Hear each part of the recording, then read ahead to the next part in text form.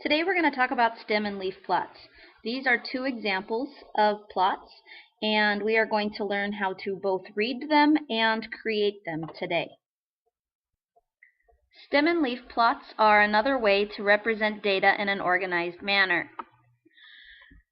Stems represent tens and hundreds, leaves represent ones. This is the stem and leaf plot from the previous page. The stems, because they represent tens, the stems represent tens. So this first number here is representing 8 tens, or 80. You look over next to it to the leaves, and we have a 2, a 2, and a 6. There are 3 pieces of data represented in this row. Those numbers are 82, 82, and 86. In the next row, there is a 9 in the stems column, so that's worth 90 because it's 9 tens. And the leaf is a 4, so we have 94. That number is representing 94. Let's jump down to the last row with the 13. That's 13 tens, and 13 tens is equal to 130. And because of this 6, that's 136. And because there's a 2 here, that's 132. Now look at this row and try it on your own. What numbers are actually represented by that 3, 8, and 6? Pause it and try it, then restart to check. Let's see if you did it correct. Because that 11 represents 11 tens, we're going to start off with 110, but we have a 3, so that's 113. The 8 represents 118 in that row, and the 6 would represent 116. Did you get them right? Let's try it again with this stem and leaf plot. I will do this first row here. So we have a 4, which represents 40, so this makes 49. Then the next number would be 42, followed by another 42, followed by 44, and this 3 represents 43 because of the stem being a 4. Now you try this row. See if you can figure out the 3 values represented here. Pause the video and try. Okay, let's see if you got it correct. The first 2 represents 62 because it is next to the 6, which represents 60.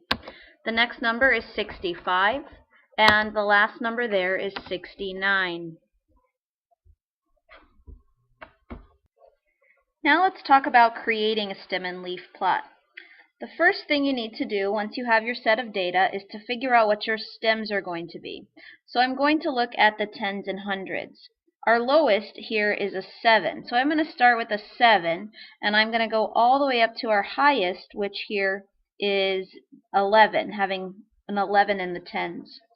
So we have 7, 8, 9, 10, and 11. Now, we're going to go through one at a time in order, starting with 81. To represent 81, I'm going to just place a 1 in the leaves column. To represent 92, I'm going to place a 2 next to that 9 because that represents 92. Same follows for the rest. So that's 72, 94, 81, so I add another 1. 103, I'm going to go here for 103 and add the 3 next to the 10, since that's 10 tens is 100, so 103.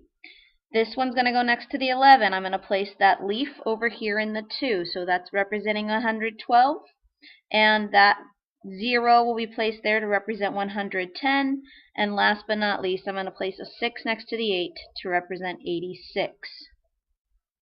Using a stem and leaf plot is an easy way to collect information and have it pretty much organized from least to greatest before you ever get started trying to analyze the data.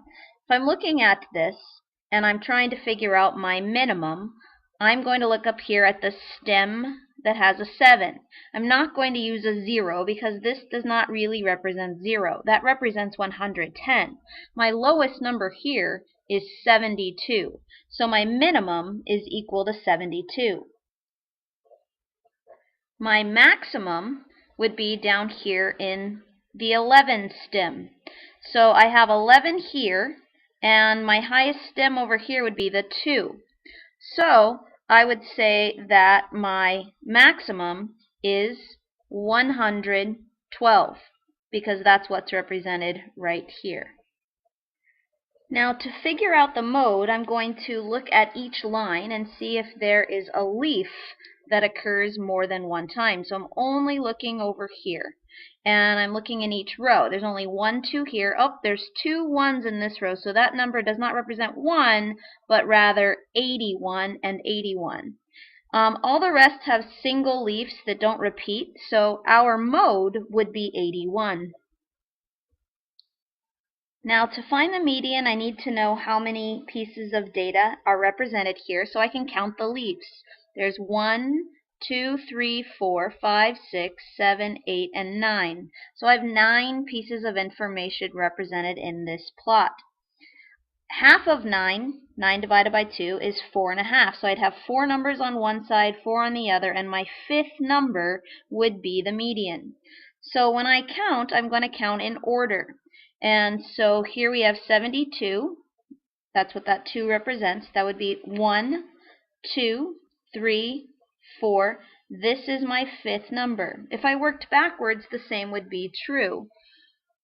This would be 1, 2, 3, 4, and this is still the 5th number. So my median is 92. Now you try. In your math notebook, make a stem and leaf plot and graph the following pieces of data. Once you've finished graphing, try to find the minimum, maximum, median, and mode. Rewatch the video if you need help.